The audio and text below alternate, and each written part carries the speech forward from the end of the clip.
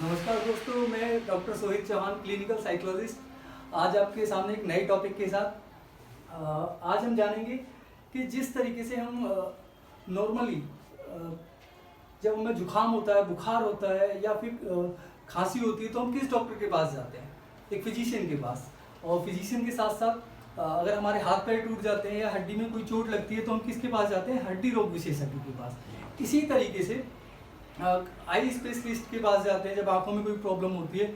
तो हम देखते हैं कि होते सभी वो डॉक्टर हैं, लेकिन सबका फंक्शन अलग है, काम कार्य क्षेत्र अलग है।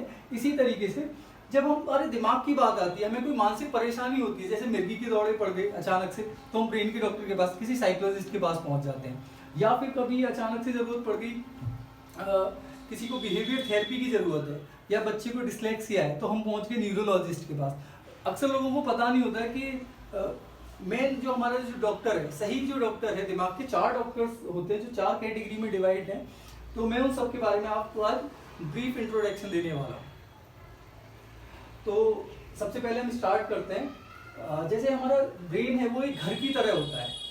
जिस तरीके से हम जब घर बनाते हैं, घर में ज़रूरत पड़ती है प्लम्बर की, जैसे प्लम्बर की ज़रूरत पड़ी, इलेक्ट्रीशियन की ज़रूरत पड़ी, कारपेंटर की ज़रूरत पड़ी, ठीक है, तो सभी का काम अलग है। इसी तरीके से साइकोलॉजिस्ट का काम अलग है, साइकेट्रिस्ट का काम अलग है, न्यूरोलॉजिस्ट का काम अलग है, न्यूरोसर्जन का काम अलग है। तो सबसे पहले तो लोग कंफ्यूज रहते हैं इस चीज़ में कि साइकोलॉजिस्ट एंड साइकेट्रिस्ट में क्या अंतर होता है।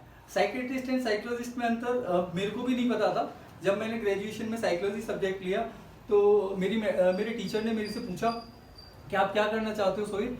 तो मैंने बोला मैं साइकेट्रिस्ट बनना चाहता हूँ। तो उन्होंने बोला तो फिर यहाँ क्या कर रहे हो?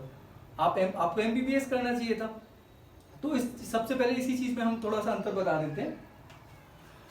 जो साइकोलॉजिस्ट होते हैं, साइकोलॉजिस्ट डिग्री प्रोग्राम करने के लिए आपको BA, BSc, MA, MSc या फिर MPhil या फिर PhD ये डिग्री हासिल करनी होती है।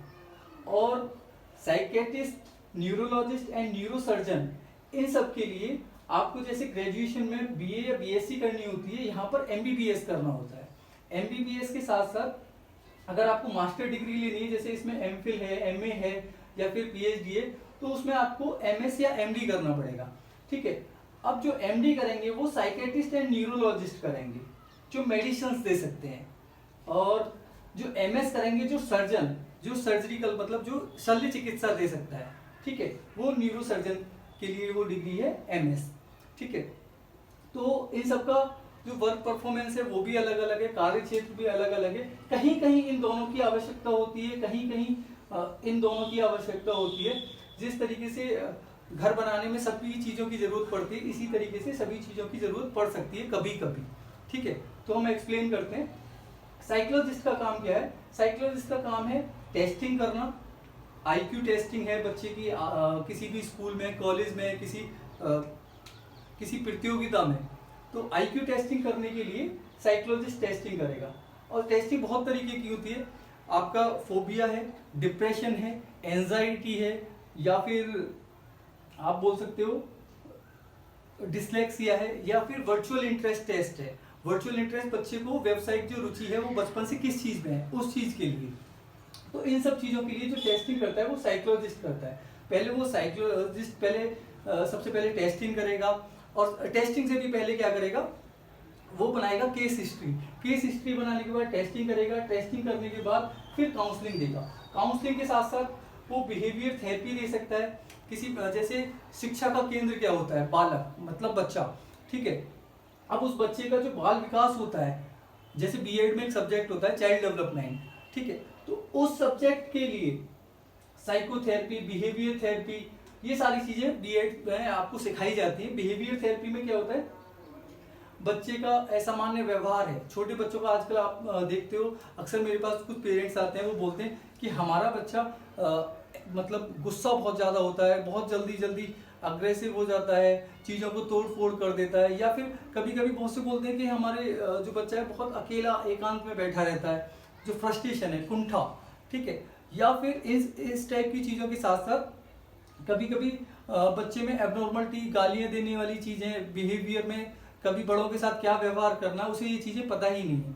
तो इन चीज़ों के लिए हम बिहेवियर थेरेपी का यूज़ करेंगे, जो साइकोलॉजिस्ट काम करेगा।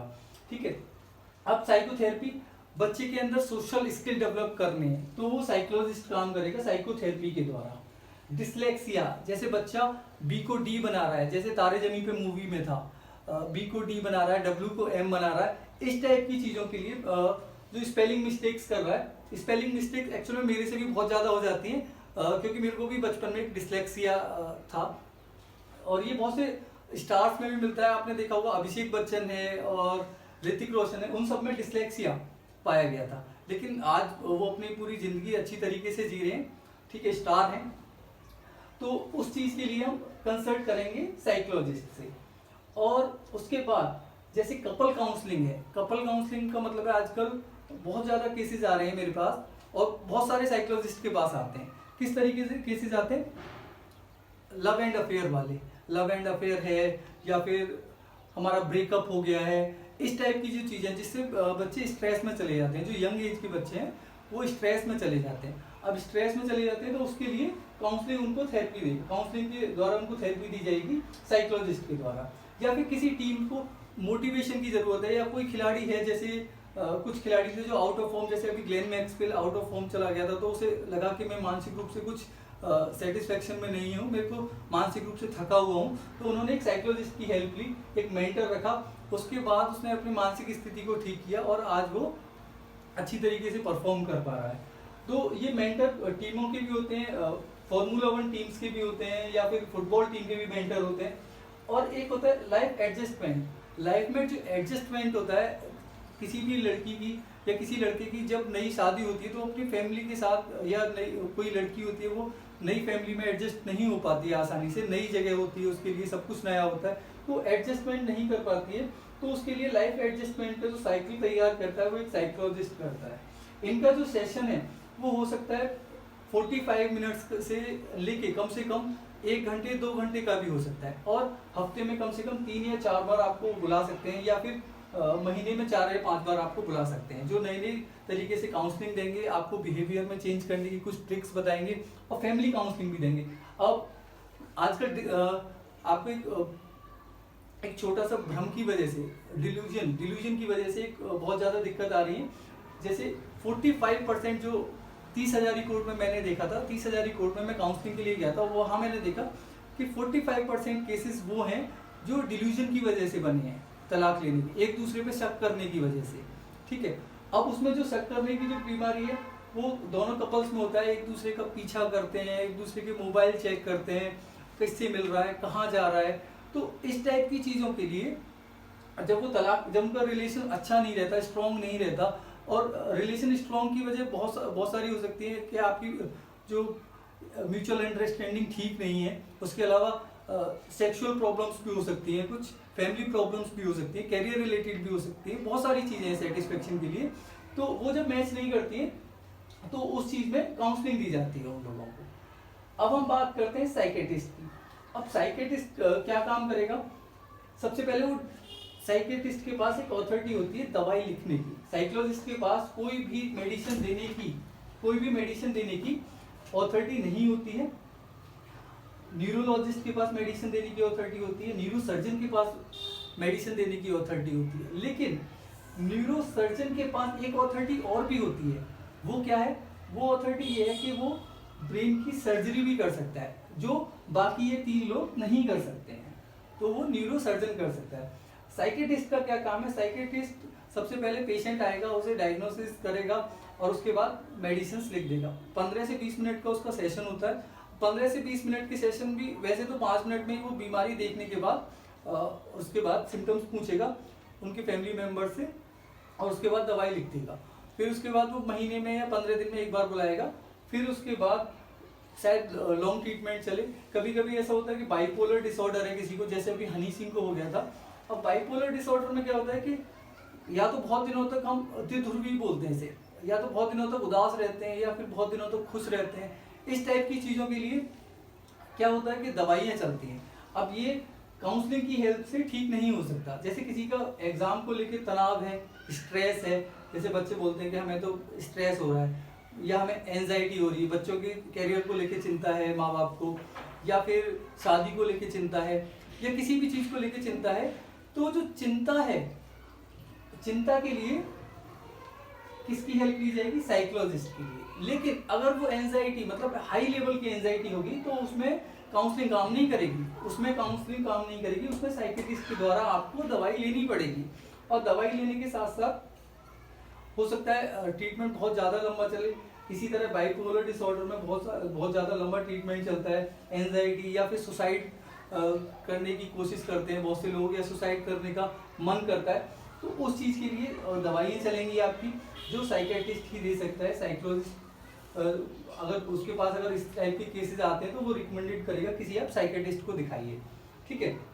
वो टेस्टिंग, ब्लड टेस्टिंग भी करते हैं। ब्लड टेस्टिंग करने से उससे ये पता पड़ता है कि ब्लड हमारे जो ब्रेन के अंदर जो रसायनों की कमी तो नहीं हुई है कहीं, जो रसायनों की कमी हुई है जैसे विटामिन डी है, सोडियम सीरम है, जिसकी वजह से इंसान पहचानना बंद कर देता है, याददाश्त कमजोर हो जाती है, तो वो अथॉरिटी साइकोलॉजिस्ट के पास, साइकियाट्रिस्ट के पास है, और साइकियाट्रिस्ट उसका इस्तेमाल भी करता है।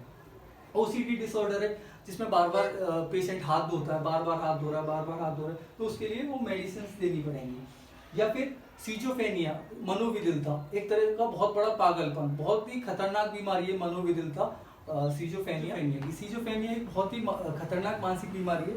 इस मानसिक बीमारी में अक्सर पेशेंट चीज़ों को तोड़ फोड़ करना, उन्हें ऐसा लगना कि कोई हमारी बातें सुन रहा है या फिर हमारे लिए कोई षड्यंत्र रच रहा है, इस टाइप की चीज़ें बहुत ज़्यादा खतरनाक। जैसे एक पेशेंट का मैं एग्जांपल देता हूँ कि मैं एक साइकियाट्रिस्ट के पास बैठा था, तो वहाँ पे एक केस आया सीजोफेनिया का, तो उन्होंने जब एसी ऑन किया तो उसने पेशेंट ने बोला आप मेरी बातें रिकॉर्ड कर रहे हो, इस तरीके से। फिर उसे एसी उसने बंद कर दिया, स्विच ऑफ कर दिया। फिर उसके बाद तब भी उसने कहा कि आप सारे मेरे बातें रिकॉर्ड करके मेरे को बदनाम करना चाहते हो।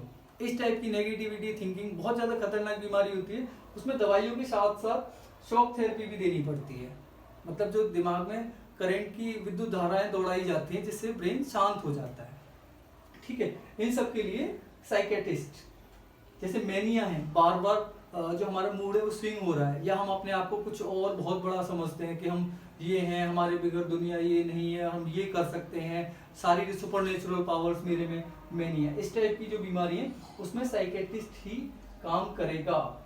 एंजाइटी, सुसाइड, इस टाइप की चीज़ों में इसमें साइकोलॉजिस्ट काम नहीं करेगा, इसमें साइकियाट्रिस्ट काम करेगा। अब इनसे थोड़ा सा टिपिकल स्टेज पे आ जाते हैं न्यूरोलॉजिस्ट। अब न्यूरोलॉजिस्ट का क्या काम है? न्यूरोलॉजिस्ट का काम है, जैसे हमारा ब्रेन है, ब्रेन के अंदर जो हमारी नर्व्स हैं, कोशिकाएं हैं, अब वो उनकी जैसे हम बात करते हैं वो स्पाइनल कॉर्ड के थ्रू पूरी बॉडी में मैसेज पास कराती हैं, पूरे मतलब हमारी रीढ़ के हड्डी के थ्रू, और उसमें जो कोशिकाएं हैं वो पूरी बॉडी में, जो हमारे ब्रेन से कोई ऑर्डर निकला, ब्रेन से ऑर्डर निकलने के बाद अब वो हमारी बॉडी फॉलो कैसे करेगी? वो उन कोशिकाओं के द्वारा, जो न्यूरॉन्स के द्वारा हमारी बॉडी फॉलो करती है। अब इसमें क्या होता है, ज़्यादातर आपने देखा होगा कुछ केसेस आते हैं कि अचानक से किसी को ब्रेन स्ट्रोक हो गया, ब्रेन स्ट्रोक मतलब ब्रेन स्ट्रोक का मतलब है किसी भी न्यूरॉन्स के थ्रू, जहाँ से किसी भी नर्व्स के थ्रू, मतलब संरचना के थ्रू, जो हमारे अंदर संरचना है, तंत्रिकाओं की जो संरचना है, उसके थ्रू कोई भी मैसेज अगर नहीं पहुंच पा रहा है हमारी बॉडी में या ब्रेन में ऑक्सीजन की कमी के कारण, तो क्या होता है, ब्रेन स्ट्रोक हो जाता है। ब्रेन स्ट्रोक में अचानक से क्या होता है, उल्टियाँ आएंगी, चक्कर आने लगेंगे, कोई गिर पड़ेगा या बेहोश हो जाएगा, इस टाइप, या सिर में दर्द अचानक से। तो अगर ऐसी कंडीशन होती है तो ये इमरजेंसी में आपको इन दोनों को ना दिखा के न्यूरोलॉजिस्ट को दिखाना है, क्योंकि वही उसका ट्रीटमेंट सही कर सकता है, और 4 घंटे के अंदर अगर उसे ट्रीटमेंट नहीं मिला तो पेशेंट की मृत्यु निश्चित है, ठीक है। अब इसमें किस किस चीज़ में काम करता है, ये डायमेंशिया में भी काम करता है। डायमेंशिया एक बीमारी होती है जिसमें याददाश्त कमजोर हो जाती है। ये अटल बिहारी वाजपेयी जी को हुई थी, याददाश्त कम हो जाना, भूल जाना चीज़ों को, डायमेंशिया। तो उसमें क्या होगा, न्यूरोलॉजिस्ट का बेसिकली जो काम है, जैसे साइकोलॉजिस्ट का काम है, साइकियाट्रिस्ट का काम है, इनका जो काम है, सबसे पहले ब्रेन का सीटी स्कैन, एमआरआई कराते हैं। सीटी स्कैन, एमआरआई कराने के बाद, उसे देखने के बाद वो डायग्नोसिस बनाते हैं, उसके बाद वो मेडिसिन देते हैं, ठीक है। अब मेडिसिन देंगे, अब ब्रेन में स्ट्रोक आ गया, मिर्गी के दौरे से ब्रेन के अंदर एक कीड़ा पड़ जाता है, जिसकी वजह से अचानक से मिर्गी के दौरे पड़ने लगते हैं, तो उसमें कौन काम करेगा? उसमें साइकेट्रिस्ट नहीं, उसमें न्यूरोलॉजिस्ट काम करेगा।